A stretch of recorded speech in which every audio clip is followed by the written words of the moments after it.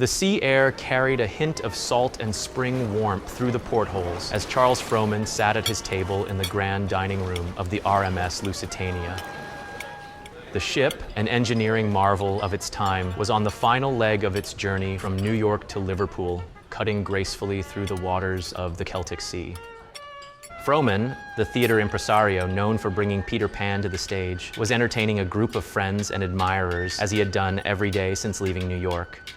With his cane resting against the polished wood paneling, he leaned forward, his voice animated as he shared tales from the theater, stories of actors, opening nights, and his love for the career he'd dedicated over 40 years of his life. At 2:10 p.m., a sharp, unnatural jolt shattered the elegant tranquility. The Lusitania shuddered violently as a German torpedo struck the starboard side as passengers attempted to reorient themselves following the sudden shock. The fine china on the table crashed to the floor, and the previously spirited conversations turned into panicked cries as passengers attempted to reorient themselves following the sudden shock. Frohman rose suddenly, albeit with some difficulty, his cane steadying his balance as pandemonium erupted around him.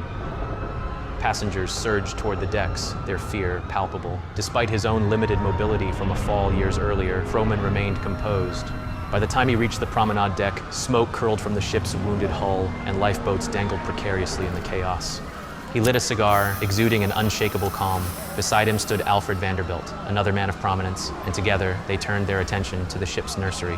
With steady hands, they tied life jackets to Moses baskets, securing infants in a desperate bid to give them a chance at survival. As the deck tilted ominously, Frohman clasped hands with actress Rita Jolivet, who had been part of his traveling party.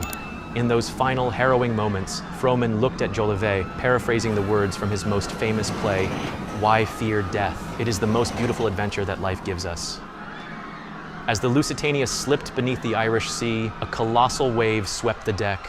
Frohman, Vanderbilt, and so many others disappeared beneath the sea. Only Jolivet would survive, left alone to await rescue.